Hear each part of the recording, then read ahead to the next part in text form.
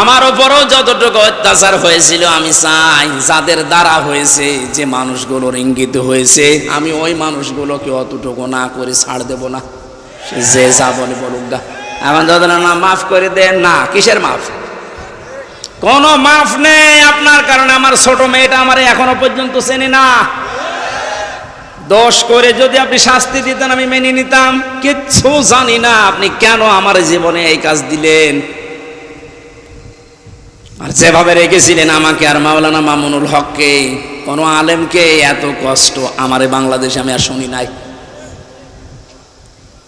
আপনি আমার মতো একটা ছোট মানুষকে 24 ঘন্টা তালাবদ্ধ রেখে মনে হচ্ছে আমি ফাঁসির কন্ডেম ছেলে আছি, কত বড় অপরাধী। অথচ যে মামলাও দিয়েছিলেন, শাস্তি দিলেও 3 মাসের বেশি আপনি রাখতে পারেন না। এটা মূল্য চুরি মামলা। 5 তারিখের পর থেকে আজকের এই 31 তারিখ পার হয়ে আজকের 1 তারিখ পর্যন্ত বারবার ঘোষণা দেখেছে আমাদের অভিভাবক যিনি, শুধু বাংলাদেশের না গোটা পৃথিবীর ইসলামী আন্দোলনের অভিভাবক তিনি এখন ডাক্তার শফিকুর রহমান। দূর থেকে উল্টাপাল্টা ধারণা করতে পারেন যে কি এমন উনি জেনারেল শিক্ষিত একটা ডাক্তার। আরে ভাই, তার ইখলাস জানেন, তার তাকওয়া জানেন, তার ইবাদতের খবর জানেন। আমি ছিলাম তার সাথে 4টা দিন।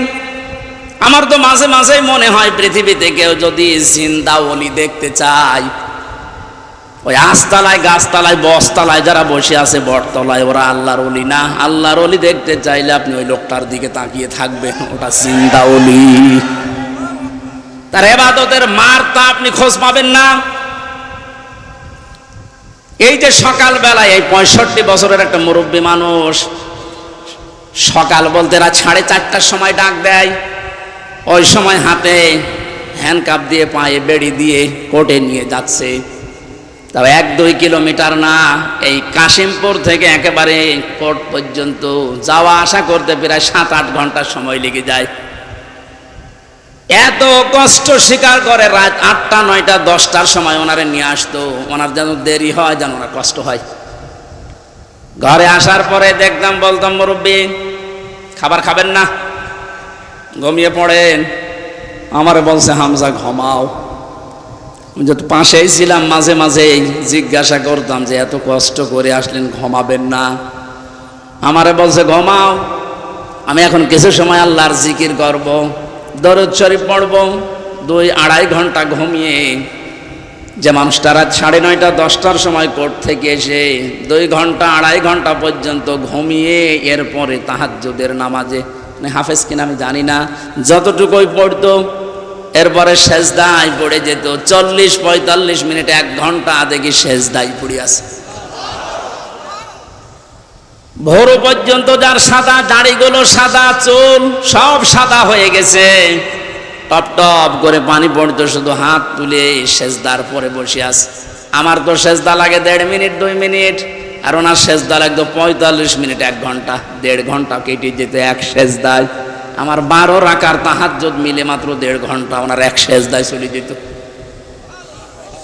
বাকি তাকওয়ার খবর তো বাস্তবে আপনি টের পাননি। প্রতি সোমবার, বৃহস্পতিবার রোজা রাখার নিয়ম। কয়জন মহারথী আছে এখানে আমল করে? সারাটা জীবনে আমল করতে করতে আসতেছে, খালি ধারণা করে দূর থেকে, কি জানে এত ডাক্তার মানুষ। তার যে এলেমের বহর, একটা জেনারেল মানুষ হয়ে কোরআনে কারিম এরকম গভীর গভীর কথা বলা আমি বিশ্ববিদ্যালয়েও পাইনি। আরে ভাই, আমি তো ভার্সিটিতে শেষ করে আসলাম, আমাদের বহর তো আমি দেখেছি। ডাক্তার মানুষের কাছে থেকে কোরআনে কারিমের শব্দের এত গভীরে যেতে পারতেন আমি দেখেছি বাস্তবে। যে জীবনে ওই রকম কথা আমি কোনোদিন শুনি নাই। অনার্স মাস্টার্স করেছিলাম, তো এক একটা শব্দ যখন বলতেন, এমন এমন শব্দের অর্থ নিয়ে আসতেন যে কোনোদিন কল্পনাও আসে না যে এই শব্দের ভেতরে থাকতে পারে। দিনের ওপরে চলতে গিয়ে কোনো বাধা আল্লাহ নিজের থেকে দূর করে দেয়, রাখেন না। এটা আমি আগে জানতাম না, ওই সময় জেনেছি। আল্লাহ পাক বলেন, তোমাদেরকে যেহেতু আল্লাহ নির্বাচিত করেছে লক্ষ লক্ষ কোটি কোটি উম্মত থেকে, সুতরাং তোমাদের দাম কম না, অনেক বেশি। তোমাদের পরে ঝড় ঝাপটা, বিপদ আপদ আসবে আল্লাহ জানে, কিন্তু আসলে আল্লাহ থাকতে দেবে না। স্থায়ী হতে দেবে না। আল্লাহ নিজে দায়িত্ব নিয়ে ওই ঝড় ঝাপটা বিপদ আপদ তার নিজের দায়িত্বে দূর করে দেবে। আল্লাহ এইটাই করে দিয়েছে। এই কথা বলে না কেন? নাই তাই 15 বছরে কত মহারথী তো চেষ্টা করলো, সব চেষ্টায় প্রায় বিফল হয়ে গেছে।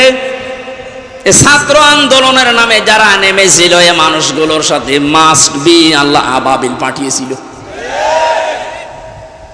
জালেমদের মনের ভেতরে আল্লাহ ভয় তৈরি করে দেন। এ দায়িত্ব কার? আরো জোরে।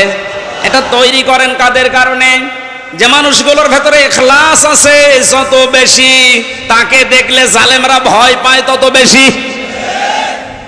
আমরা 15 বছর অনেক জালেমকে ভয় পেয়েছি তার অত্যাচারের কারণে, আর আমিরে জামাতকে এখনো জালেমরা ভয় পায় তার তাকওয়ার কারণে। বাংলার মুসলমানেরা, আমি যেটা বোঝানোর জন্য পর্যন্ত এসেছিলাম, শহীদ যারা হয় এদের নিয়ে যারা উল্টাপাল্টা ধারণা করেন, কোনোদিন এই মুখ দিয়ে কথা বলবেন না যে ওনারা মরে গেছে, এমনি না, ওনারা জীবিত, কিয়ামত পর্যন্ত শুধু জীবিত এইটাই থাকবে। কিন্তু আমরা টের পাই না। এর পরের কথা আল্লাহ দিয়েছেন, মানুষ যেহেতু ধারণা করতে পারে, মুখে হয়তো বলে না কিন্তু ধারণা করতে পারে যে মরে গেছে।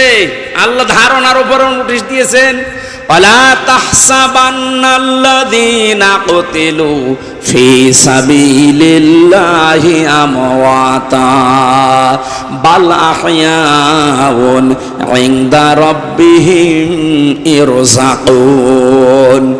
সূরা আলে ইমরান 4 নম্বর পারা 11 নম্বর পৃষ্ঠা 9 নম্বর লাইনের 169 নম্বর আয়াত। এটা তাফসীরে কাবিরে পাবেন।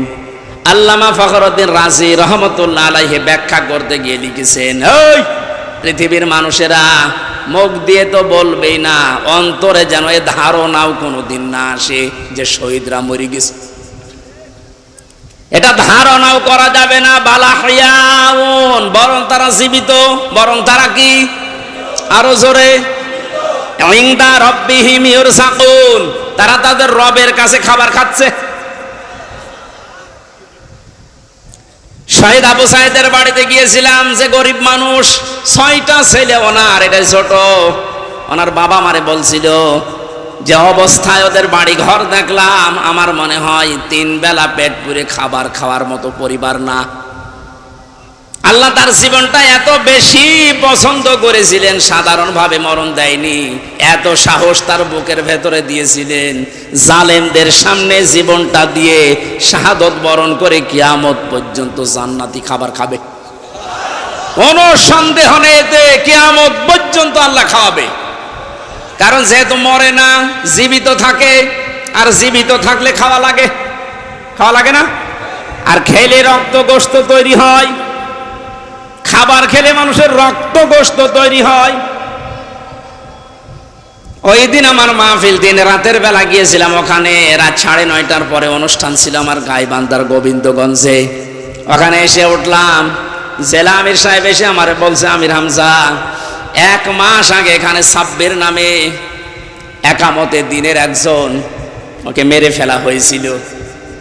1 মাস পরে ওর কবর খুঁড়ে কবর ভেঙে গেছে বৃষ্টিতে, দেখলাম ওর কবরের ভেতর থেকে তাজা রক্ত পাওয়া যাচ্ছে।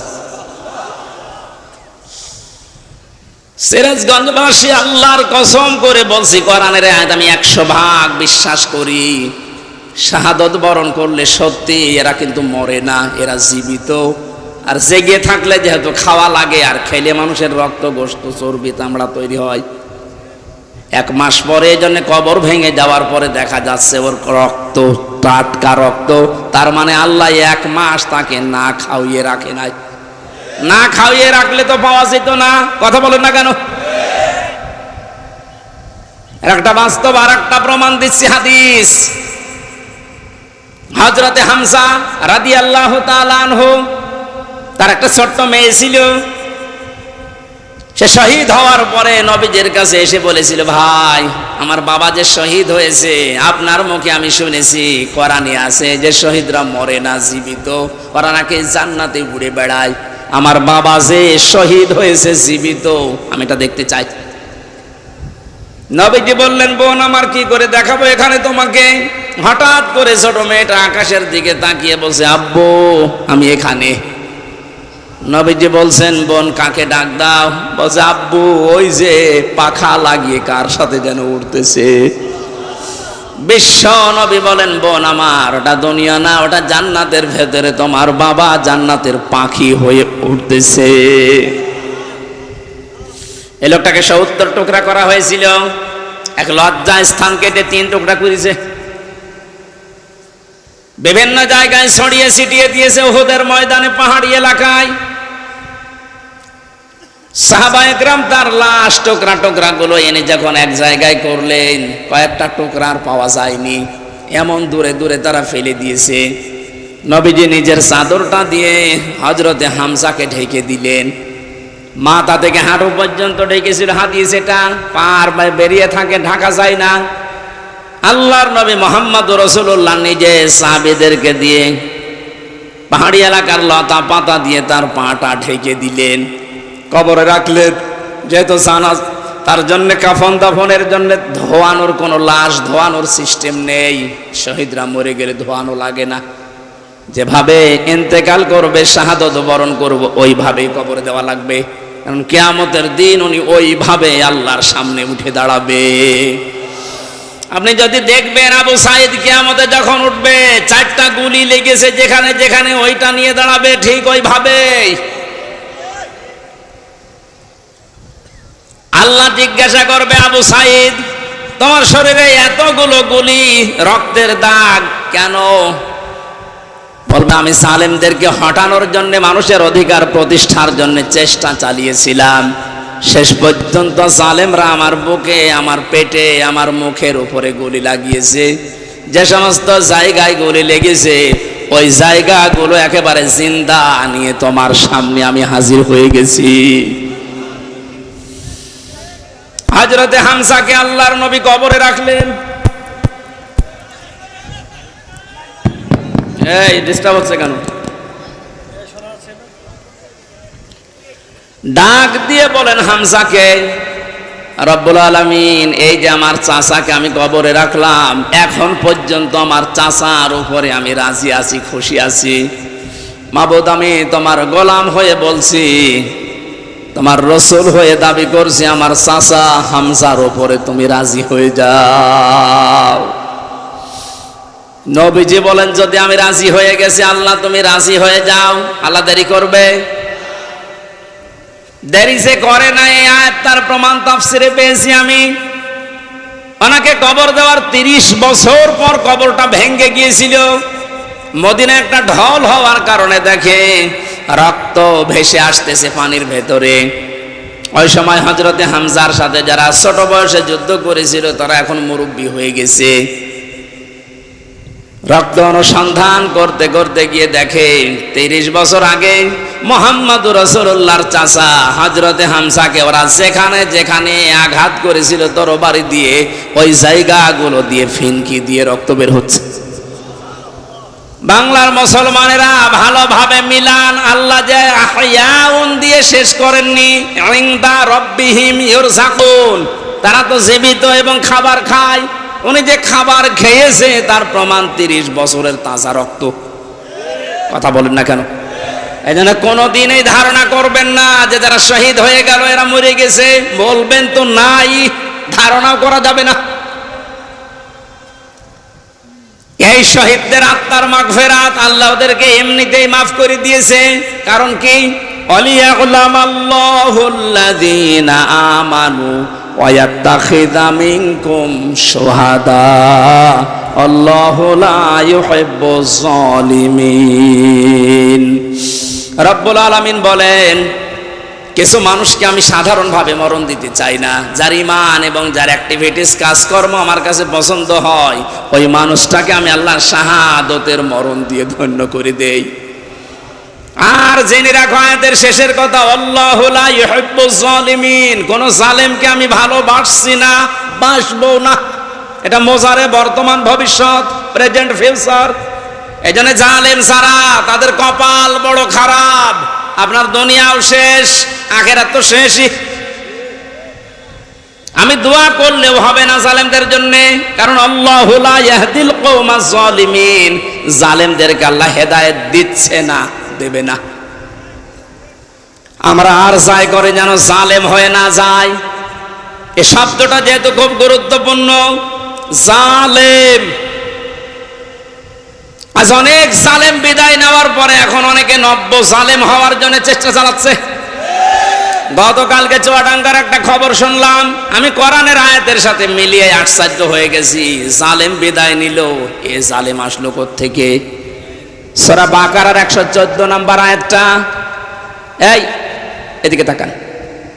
ওমান আযলামু মিম্মান মানাআ মাসাজিদাল্লাহি আইয়ুযকারা ফীহা ইসমুহু ওয়া সাআ ফী খারাবিহা ইলা আখিরি আয়াত। ওরা কোরআনে কারীম থেকে দার্স দিচ্ছিল, এক জালেম এসে বলছে এটা বন্ধ করো, এটা মসজিদের ভেতরে রাজনীতি চলবে না। আমি মিলিয়ে দেখলাম কোরআনে কারিমের আয়াত আল্লাহ মনে হয় ওর নাম দিয়েই নাযিল করেছে। আমান আসলাম, আল্লাহ বলেন বড় জালেম দেখতে চাও? আমি আল্লাহর দৃষ্টিতে সবচাইতে বড় জালেম ওই লোকটা, মিম্মাম মানা মাসাজিদ আল্লাহ, যে লোকটা আল্লাহর মসজিদের ভেতরে নিষেধ করে, আইয়ুযকারা ফীহা ইসমুহু, তার নামের জিকির করতে, তার নামের আলোচনা করতে আল্লাহর ঘর মসজিদে যারা নিষেধ করে এরা আল্লাহর দৃষ্টিতে বড় জালেম। আমরা মনে করছি জালেম হয়তো বিদায় হয়ে গেছে, না, এখনো নব্য জালেম তৈরি হচ্ছে। এইজন্য জালেম যদি কেউ হয়ে থাকেন, বুঝে হন আর না বুঝে হন, থামেন, আপনার কপালে আগুন লাগবে।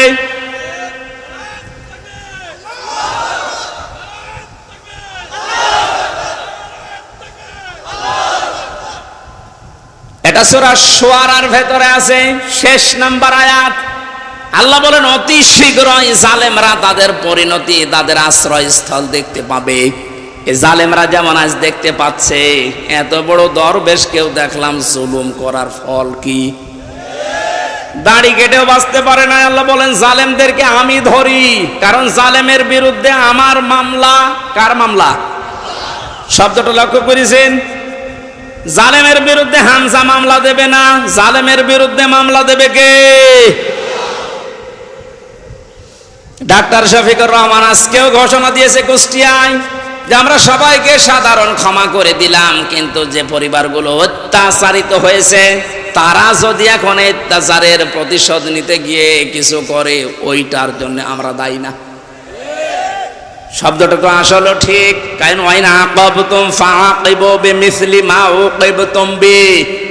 আল্লাহ বলেন যতটুকু অত্যাচারিত হয় প্রতিশোধ অতটুকু নিতে পারবা। আমার তো যতটুকু মনে হচ্ছে এতটুকু নিলেও জালেমরা দুনিয়ায় টিকে থাকতে পারবে না। আপনাকে ব্যারিস্টার আরমানের মতো 8 বছর যদি মাটির নিচে ওই কবরের ভেতরে রাখা যায়, আপনি যত বড় জালেম হন এমনি মরে যাবেন।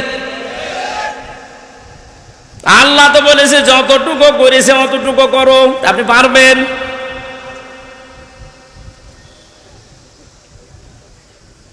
আমার উপরও যতটুকু অত্যাচার হয়েছিল, আমি চাই যাদের দ্বারা হয়েছে, যে মানুষগুলোর ইঙ্গিত হয়েছে, আমি ওই মানুষগুলোকে অতটুকু না করে ছাড় দেব না। যে যা বলে বলুক গা। এখন যদি না মাফ করে দেন, না, কিসের মাফ? কোনো মাফ নেই আপনার কারণে। আমার ছোট মেয়েটা আমার এখনো পর্যন্ত চেনে না। দোষ করে যদি আপনি শাস্তি দিতেন আমি মেনে নিতাম, কিচ্ছু জানি না আপনি কেন আমার জীবনে এই কাজ দিলেন। আর যেভাবে রেখেছিলেন আমাকে আর মাওলানা মামুনুল হককে, কোনো আলেমকে এত কষ্ট আমার বাংলাদেশে আমি আর শুনি নাই। আপনি আমার মতো একটা ছোট মানুষকে 24 ঘন্টা তালাবদ্ধ রেখে মনে হচ্ছে আমি ফাঁসির কন্ডেম ছেলে আছি, কত বড় অপরাধী। অথচ যে মামলাও দিয়েছিলেন, শাস্তি দিলেও 3 মাসের বেশি আপনি রাখতে পারেন না। এটা মূল্য চুরি মামলা। জালেমদেরকে মাফ করে দেওয়া মানে মজলুমের উপরে অবিচার করা। এক কথা বলছেন এখন? সারা বাংলাদেশের 18 কোটি মানুষকে যদি এই আয়না ঘরের সাথে যারা জড়িত ছিল, সে যেই কয়জনই হোক, যারাই জড়িত এর সাথে, এদেশের 18 কোটি মানুষ যদি মাফ করে দেয়, ব্যারিস্টার আরমানের বউ মাফ করবে না? আপনি ওই জায়গায় থাকলে আপনারও মনে হয়তো না আমি মাফ করবো না। আপনি যদি প্রথমেই বলে দিতেন যে তাকে আমরা মেরে ফেলেছি, মেয়েটা অন্য জায়গায় বিয়ে করতে পারতো। এক কথা বলছেন না? এমন অবস্থায় রাখলেন তার বউটা বিয়েও করতে পারে না 8টা বছর। যুবতী মেয়ে এভাবে জীবন্ত, যৌবন কঠিন বিষয়, আপনি টের পাচ্ছেন না। তাই এটা ঠিক রাখা কত কঠিন বিষয় উনি পার করেছেন। আপনি বলছেন মাফ করে দিন, মাফ করে দিন। মানে আপনার মেয়ে যদি হয়তো, এ কথা তো দুনিয়ার বিষয় না। জালেম যারা জুলুম করছেন আজ এবং নব্য জুলুম করার জন্য যারা প্রস্তুতি নিচ্ছেন, আপনি কিন্তু নিজের কপালে আগুন লাগাচ্ছেন। এই জন্য আল্লাহর ঘরের ভেতরে যদি আল্লাহর নাম, আল্লাহর কোরআনের কথা কেউ বলতে নিষেধ করে, এটা দুনিয়ায় সব চাইতে বড় জালেম।